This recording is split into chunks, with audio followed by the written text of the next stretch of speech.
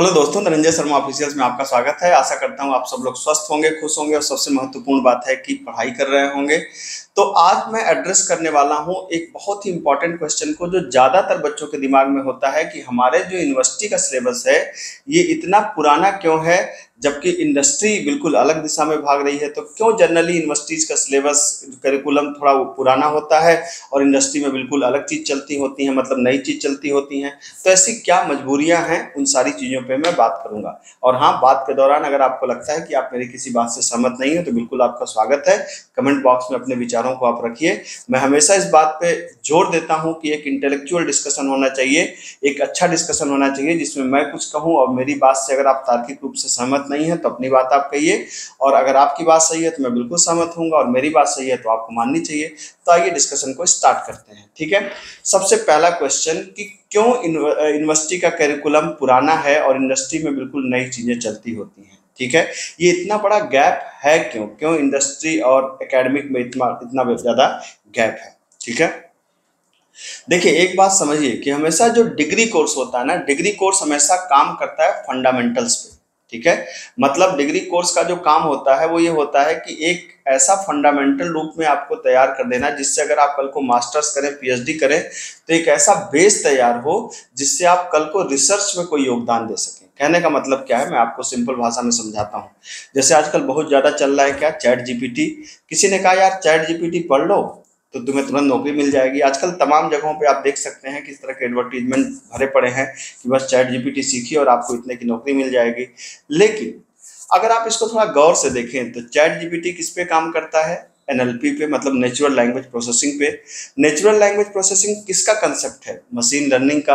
और machine learning किसका part है, एआई का। कहने का मतलब, और सारे यूनिवर्सिटी करिकुलम में जहां पर भी जो कंप्यूटर साइंस वाले हैं वहां पर एआई उनके सब्जेक्ट में है।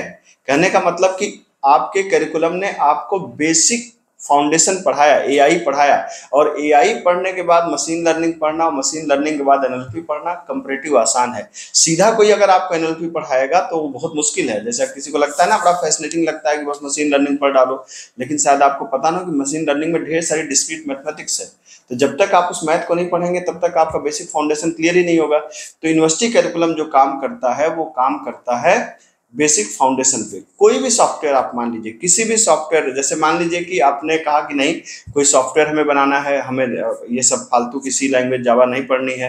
ठीक है, पहली बात तो आप जब भी कोई लैंग्वेज आप बनाएंगे तो वहां पे क्या होगा, वहां पे किसी भी सॉफ्टवेयर में आप देखिए तो सर्चिंग इस्तेमाल होती है, सॉर्टिंग इस्तेमाल होती है। कैसे इस्तेमाल होती है, अरे आप एटीएम पे गए, आपने अपना पिन नंबर डाला, पिन सही है कि नहीं है, ये प्रोसेस क्या है, सर्चिंग ही तो है ना।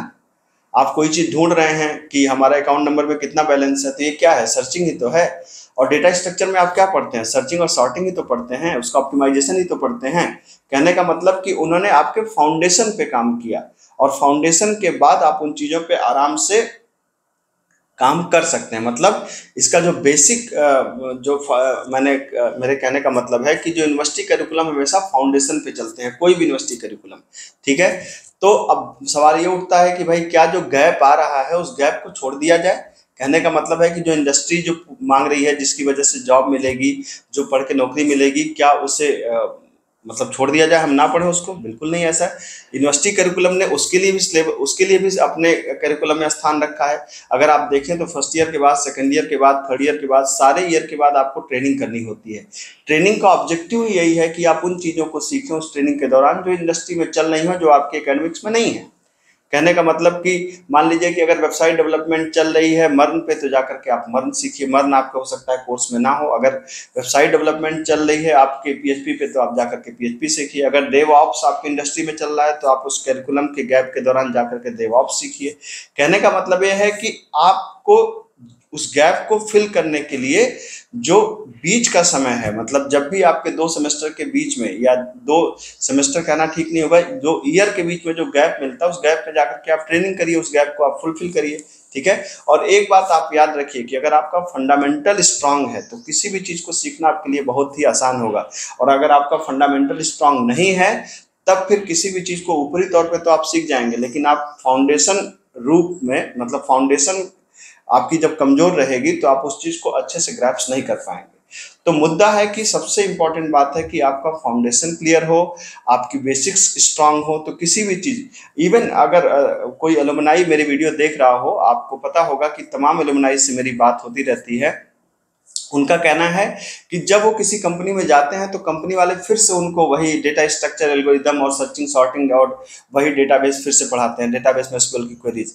बड़ी बड़ी कंपनियों की ट्रेनिंग की बात बता रहा हूँ आपको, मैं आपको इन्फोसिस, टीसीएस और विप्रो जैसी कंपनियों की बात बता रहा हूँ। यहाँ पे जब बच्चे जाते हैं तो ट्रेनिंग के दौरान फिर से वही डेटा स्ट्रक्चर्स, एल्गोरिदम और वही जाकर के डीबीएमएस में एसक्यूएल क्वेरीज को पढ़ते हैं। क्यों पढ़ते हैं?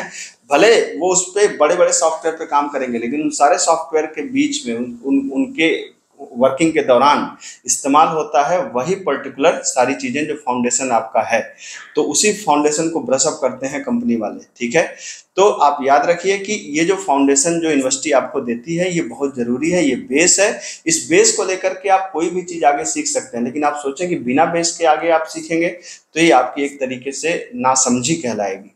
ठीक है, तो मेरे ख्याल से मैं अपनी बात मैंने अच्छे से कही होगी, और मेरी बात को अगर कोई एलुमनाई हो तो जरूर सपोर्ट करें, कमेंट में बताइए कि हाँ ऐसा हुआ था आपके साथ भी, जिससे हमारे नए बच्चों को इस बात में थोड़ा सपोर्ट मिले कि जो मैं कह रहा हूँ वो बात सही है।